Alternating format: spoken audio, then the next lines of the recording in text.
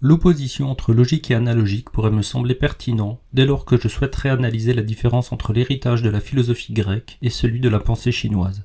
En effet, de nombreux phénomènes montreraient l'inexistence d'un équivalent logos structurant la langue en Chine ancienne. Il y aurait certes une histoire de la pensée faite de discours se référant explicitement ou implicitement aux écrits antérieurs, mais il n'y aurait pas un équivalent à l'utilisation d'un langage que je pourrais nommer de logique à la manière aristotélicienne. Néanmoins, observer cet état de fait ne me permet pas de me prémunir contre les erreurs de l'analyse des discours d'une pensée séparée. Elle m'évite simplement de croire qu'il y aurait du langage propositionnel, là il n'y aurait que du langage corrélatif. De plus, sortir de la logique ne signifierait pas sortir de l'héritage culturel européen. Par l'utilisation de modèles analogiques aussi, je porte des lunettes déformantes qui me font voir le monde au travers de mon héritage culturel. À ma connaissance, il y a au moins 3 formes au sein même de l'Europe d'une relation entre pensée logique et pensée analogique. Le premier cas serait de statuer la logique comme propre au langage grec, et en premier lieu à Aristote. Dès lors, le langage non logique serait soit présocratique, soit barbare. Le deuxième cas serait de statuer la logique comme un élément constitutif de l'épistémologie scientifique à partir du XVIe siècle. Alors le langage non logique appartiendrait à l'univers mental du christianisme, à celui d'un ordre cosmique, composé par des figures religieuses, telles que les anges et les saints, mais il évoquerait aussi les plus anciennes cultures païennes et leur symbolisme polythéiste et cumulatif. Et enfin, le troisième cas serait de supposer logique la littérature classique. Dès lors, la poésie moderne du XIXe siècle serait analogique, par anti-académisme, par contre-coup. Le poète supposerait que le signe classique arbitraire se tenant dans la sphère de la représentation ne concorderait pas avec son ambition d'un langage vibrant au rythme du monde. Ce poète aurait bien connaissance que ce langage poétique et analogique ne serait plus atteignable, qu'il aurait perdu du consensus que lui garantissait le statut de la connaissance. Il pourrait tenter de le réexplorer une nouvelle fois, mais uniquement pour lui-même, dans une solitude intérieure à la limite de la folie, dans une tentative de réenchantement d'un monde moderne, ou encore dans l'exploration d'un espace maintenant vide de sens. Lequel de ces 3 couples d'opposition logique-analogique faudrait-il suivre pour être certain de saisir ce qui fonderait la spécificité d'un analogisme à la chinoise? La question mérite d'être posée, mais il ne me semble pas qu'il y ait de réponse. M'aventurer à spéculer sur les a priori d'une autre culture, surtout dans le cas d'un fond langagier si éloigné, cela ressemblerait à reconstruire une histoire des idées de l'autre. La structuration de cette cohérence risquerait bien de constituer une fiction autant qu'un dévoilement, et en suivant les mots de Michel Foucault de 1969 dans l'Archéologie du savoir, je cite « 2 points.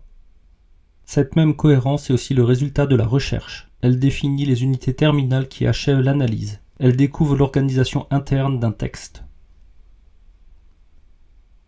Michel Foucault me semble avoir explicité les dangers inhérents à l'écriture d'une histoire des idées. En suivant une procédure logique, un système autonome se construirait, je le cite, 2 points. On peut, en analysant la vérité des propositions et les relations qui les unissent, définir un champ de non-contradiction logique. On découvrira alors une systématicité. Mais en suivant une procédure non logique, en suivant un cheminement dont le moteur est la similitude, un autre type de cohérence apparaîtrait. Je le cite encore. 2 points. Mais on peut, tout à l'opposé, en suivant le fil des analogies et des symboles, retrouver une thématique plus imaginaire que discursive, plus affective que rationnelle, et moins proche du concept que du désir, sa forme anime, mais pour les fondre aussitôt en une unité lentement transformable. Les figures les plus opposées, ce qu'on découvre alors, c'est une continuité plastique. C'est le parcours d'un sens qui prend forme dans des représentations, des images et des métaphores diverses. La seconde méthode n'est pas moins dangereuse que la première. Elle reconstruirait tout un univers supposé disparu, dont il serait impossible de savoir si la signification exhumée n'est pas simplement une fantaisie personnelle. Je cite Foucault. 2 points. Enfin, il peut s'agir de cohérences qu'on établit au niveau d'un individu, mais on peut les établir aussi selon les repères plus larges et leur donner les dimensions collectives et diachroniques d'une époque, d'une forme générale de conscience, d'un type de société, d'un ensemble de traditions, d'un paysage imaginaire commun à toute une culture.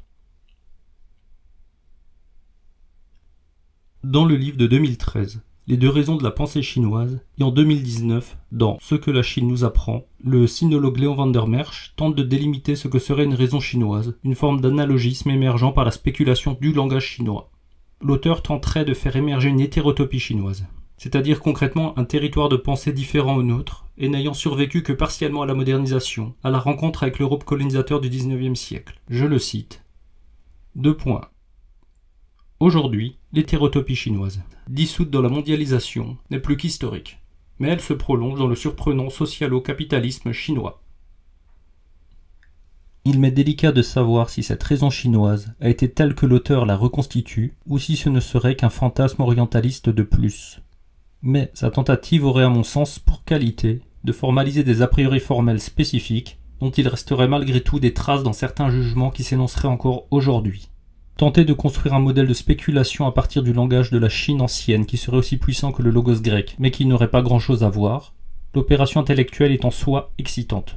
Je me propose ainsi de suivre son raisonnement sur ce que serait le modèle spéculatif en Chine très ancienne. Dans le cadre de l'explication de Leo van der Merch, il y aurait une opposition entre d'un côté le logos, et plus précisément celui d'Aristote, et de l'autre le modèle chinois. La différence proviendrait de la manière dont se spécule le langage au travers de son fonctionnement interne.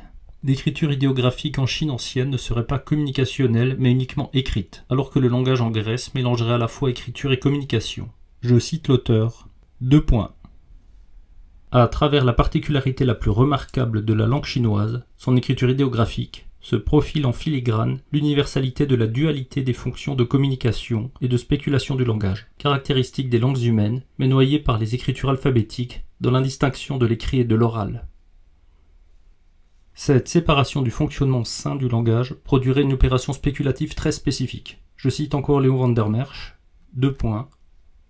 Mais tandis que pour les langues flexionnelles, la conceptualisation s'est appuyée sur les liaisons des mots entre eux, marquées par la flexion, pour le chinois, langue isolante, c'est sur la sémantique des mots eux-mêmes qu'elle a pris appui. À suivre ce sinologue, ce seraient deux modèles spéculatifs différents, celui grec et celui chinois. L'outil de l'abstraction par une langue catégorisante produirait une raison propre à chacun. Je le cite. 2. La spéculation reprend alors les représentations d'abord grossièrement découpées dans l'expérience sensible pour les rectifier par l'abstraction conceptuelle. Celle-ci n'est plus intuitive mais catégorique, c'est-à-dire effectuée suivant des principes de raison. Par ce principe, le langage communicationnel est transformé en langage conceptuel, réglé suivant ce que la pensée occidentale a développé en logique, mais que la pensée chinoise a développé en grammatique. Ce que Léon van der Merch appelle la grammatique, ce ne serait pas une catégorie de la grammaire, mais ce serait une catégorie qui relèverait des graphies fabriquées linguistiquement pour opérer le discours. En conclusion, je le cite, 2. La logique chinoise est une logique de l'idéographie, au lieu que la logique aristotélicienne est une logique de la parole, ce qui la fait fonctionner d'une toute autre façon. Derrière un descriptif un peu technique, l'idée est assez simple. Ce qui produirait du sens dans la spéculation en Chine ancienne, ce seraient les corrélations idéographiques, l'activation d'un système analogique renvoyant les idéogrammes les uns aux autres, cela au travers de leurs relations de similitude, de sympathie, d'antipathie, etc., etc., etc. Les idéogrammes auraient la spécificité d'avoir été spéculés sur des modèles de corrélation, car ils auraient été fabriqués pour cela. Sur la construction des idéogrammes chinois, Leo van der Merch me donne une piste sur le contexte de leur naissance. Plutôt qu'un mythe de l'origine dont on ne sait la part de fantaisie, l'écriture aurait été fabriquée par une institution politique pour un but précis et opérant sur des objets précis. L'auteur retrace la fonction qu'auraient eu les idéogrammes dans son livre « Les deux raisons de la pensée chinoise ». Ces caractères chinois auraient eu pour finalité d'être activés en vue d'une manticologie. C'est le terme spécialisé pour décrire une certaine forme de divination ancienne fonctionnant à base de marquage sur des carapaces de tortues. Ces opérations produiraient des craquages et des fêlures qui permettraient une interprétation divinatoire en fonction de la forme résultante. La carapace serait conçue comme une médiatisation analogique au cosmos. Cette science manticologique n'aurait pas été menée par des individualités isolées, mais au sein d'une administration liée à un royaume, les carapaces auraient alors été conservées comme une forme d'archivage historique. Petit à petit, cette pratique manticologique aurait été perfectionnée en remplaçant les supports et en créant un registre de signes qui aurait été mis au point afin d'affiner l'efficience des divinations. Ce qui aurait été à la base une sorte d'équation divinatoire, par une rationalisation empirique, par une recherche d'efficience, serait devenu l'éventail des idéographes utilisés encore aujourd'hui en Chine et au Japon. Ainsi, je cite Léon van der Merch, 2. Le système idéographique chinois n'a pas été inventé comme une écriture de la parole, mais comme un système de symbolage en C pour exprimer directement les paramètres et le résultat des divinations. Ce système n'aurait pas été une écriture pour le langage oral, mais plutôt une écriture permettant des spéculations analogiques, en l'occurrence une divination au sein d'une administration. Sa lente évolution et sa sophistication auraient finalement produit le langage privé, c'est-à-dire celui de la littérature. Je cite encore l'auteur. L'idéographie est restée exclusivement un instrument de l'administration d'État, entièrement entre les mains de spécialistes en charge de la divination. Inventé pour formuler par écrit en équations divinatoires les facteurs et le résultat des divinations, il s'est peu à peu métamorphosé en véritable langue graphique parfaitement rodée à l'expression de tous les genres de discours et finalement privatisé. Les classiques chinois, ces canons textuels remontant à la dynastie Zhou et permettant de modèle à suivre pour Confucius, auraient été constitués par les archives issues des pratiques de notation divinatoire. Dans cette hypothèse de Léon van der Merch, Confucius aurait été le premier à utiliser les idéogrammes dans le but d'en produire une littérature privée et non dans une pratique administrative. Je cite ce passage. C'est sur ce terrain d'écrit officiel qu'a germé en Chine la littérature proprement dite, la littérature d'auteur, à la suite d'un ultime élargissement de l'usage de la langue graphique, qui la fit sortir du monopole de l'administration et la rendit accessible à l'écriture personnelle. Cette dernière phase, elle fut initiée par Confucius, qui ce faisant, s'est hissé au rang de personnage le plus éminent de l'histoire de Chine, par une véritable révolution qui a dépossédé le pouvoir de sa mainmise sur le patrimoine scriptuaire. Cette profonde mutation culturelle s'effectue en deux temps. D'abord la saisine personnelle par Confucius du corpus idéographique officiel, dans lequel s'incarnaient les traditions de la royauté Zhou, puis, dans le prolongement de cette sorte de coup de force du maître, l'appropriation privée de la langue graphique par ses successeurs et ses émules, qui se sont mis à faire œuvre d'auteur. Cette analyse relativement concrète de la naissance historique de la pensée chinoise, cela par un coup de force de Confucius, me semble passionnante. Suivant cette version, ce premier penseur aurait eu l'audace de réviser les archives d'État, de les constituer comme corpus, comme modèle à suivre, en les rendant publics au travers d'une écriture que l'on peut qualifier de littéraire et qui deviendrait la base de l'organisation institutionnelle chinoise. Je cite Léon van der Merch. Ce sont les recueils de ces archives révisées par le maître, conservés par ses disciples, qui sont devenus les fondements canoniques des institutions chinoises. L'émergence du langage chinois, en tant que pratique spéculative à visée privée ou littéraire, serait ainsi définie dans un contexte historique bien précis. Cette version aurait à mon sens pour intérêt d'éviter de supposer qu'il existerait quelque chose d'une philosophie chinoise anhistorique, ou d'une philosophie naturelle qui se déploierait par la confrontation d'un sage face à un milieu. Il y aurait eu plutôt une longue maturation du langage pour certaines fonctions divinatoires et administratives. Puis il y aurait eu un réagencement par un auteur sous une forme littéraire, donnant naissance à la possibilité pour d'autres auteurs de réintégrer ces éléments dans des textes se référant les uns aux autres. Le second élément qui me semble intéressant dans cette appréhension d'une raison de la spéculation à la chinoise serait que le langage renverrait à des correspondances avec le monde, en raison de son mode de fabrication en tant qu'outil dans le domaine de la manticologie, de l'administration divinatoire. La modalité analogique permettrait de créer des relations de sympathie entre des éléments de ressemblance. Dans le cas de l'écriture idéographique chinoise, les signes serviraient de grille de lecture du monde et entretiendraient une puissance divinatoire qui dès lors devrait permettre de pénétrer la logique cosmique du monde. Cette spéculation n'aurait pas pour finalité de produire une description d'un phénomène, de trouver ce qui est substantiel, ce qui est stable, mais elle en saisirait son dynamisme. Je cite Léon van der Merch, comme submutationnelle, c'est-à-dire comme fondamentalement changeante. Ou encore, je cite, c'est cette structure sémantique sous-jacente qui fait des graphies du chinois des idéogrammes, dotés, comme héritiers des graphismes divinatoires, de la performativité des révélateurs du sens transphénoménal des choses. La spéculation idéographique n'ayant pas eu pour but de stabiliser les relations des signes les uns par rapport aux autres, ce ne serait pas la catégorie de la causalité qui opérerait, mais celle portant sur les parentés, les ressemblances, les correspondances. Ce serait une pensée corrélative qui serait définie de la sorte. Je cite. La pensée corrélative est une pensée structuraliste qui explique les choses par l'apparentement de leur structure. Ce qui apparente les structures, ce sont les parallélismes, les similarités de leur forme. Par comparaison avec les systèmes de pensée modernes, je cite encore, en langage kantien, dans la pensée chinoise, la corrélativité, en tant que l'une des catégories fondamentales de l'organisation de l'expérience par l'entendement, joue le rôle qui est celui de la causalité dans la pensée occidentale. À l'image du syllogisme, qui permettrait grâce à la catégorie de la causalité de produire sous forme de conclusion un jugement mettant en relation des prémices. Je peux me demander quel serait donc son équivalent dans la modalité corrélative. D'après Léon van der Merch, en Chine ancienne, il y aurait eu l'utilisation d'une forme rhétorique particulière, celle des sentences parallèles. Je le cite. Ces penseurs se plaisent d'ailleurs à composer aussi bien des poèmes que des traités théoriques, et affectionnent le genre typiquement chinois des sentences parallèles. Ces sentences, pendant littéraire du raisonnement corrélatif, font vibrer l'une par l'autre deux propositions construites en symétrie sémantico-syntaxique. Plus précisément, voici le fonctionnement de cette figure rhétorique chinoise. Je cite. Deux parties d'une phrase, ou deux phrases, ou plusieurs phrases se répondent, sont rendues symétriques à la fois dans la forme du signifiant et dans le référent signifié. Avec cette figure rhétorique, l'ordre cosmique et la structure de la langue graphique pourraient être mis en parallèle, et la seconde aurait la possibilité d'exprimer la première. Je n'ai pas la prétention de faire émerger le descriptif des nombreux systèmes que peuvent produire ce type de pensée corrélative, avec des outils tels que les sentences parallèles qui y sont associés. Je dois d'ailleurs avouer qu'en dehors de généralités trop abstraites, je n'y comprends pas grand-chose dès qu'il s'agit d'approcher concrètement certaines pratiques. Néanmoins, en guise d'exemple, il me semblerait juste de supposer que le traité canonique des mutations, dans lequel sont tirées au hasard des combinaisons utilisées comme moyen de divination, pourrait grandement s'appréhender au moyen d'un modèle spéculatif analogique.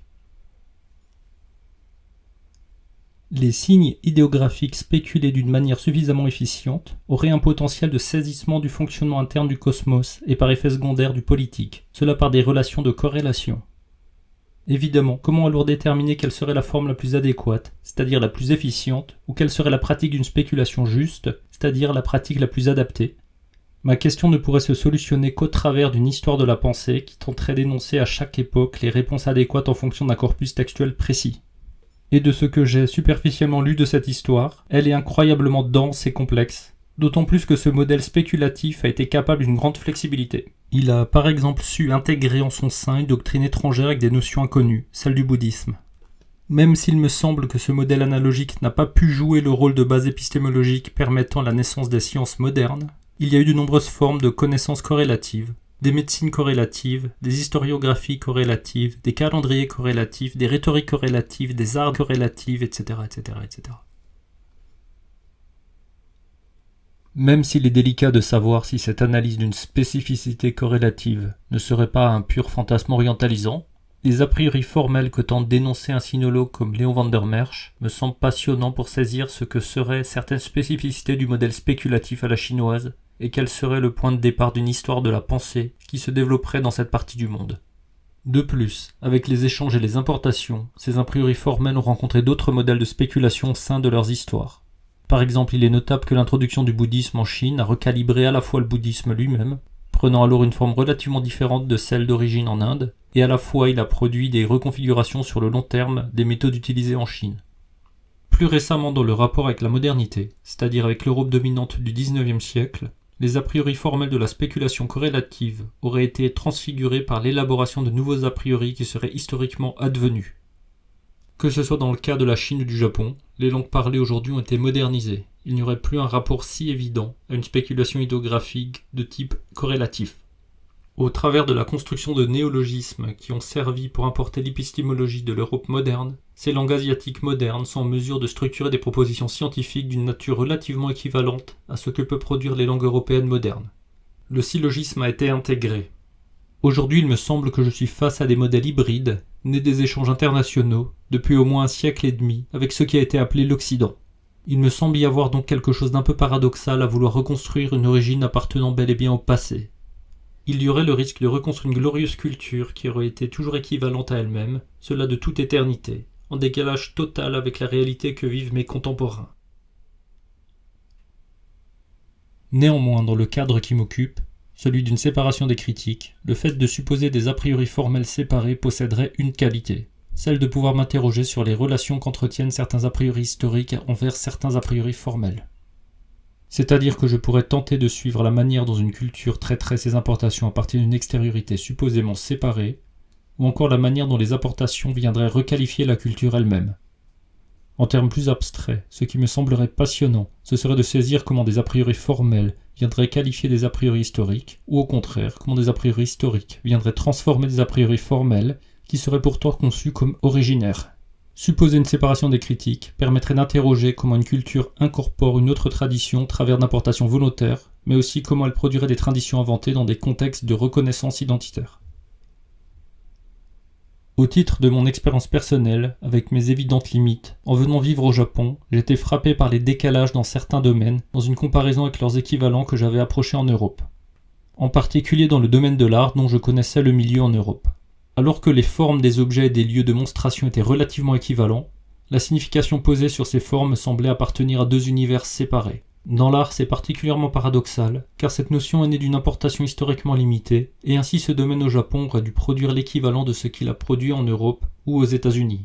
Pour tenter de mettre un peu de cohérence entre des énoncés divergents alors que le phénomène est censé être similaire, il m'a semblé qu'il faudrait tenter de voir en quelles limites les critiques seraient séparées, c'est-à-dire de faire émerger ce que seraient des a priori formels, puis tenter de saisir comment se produiraient les a priori historiques, ce qui dépasserait la séparation des critiques, pour établir le jeu complexe de la production d'une culture donnée.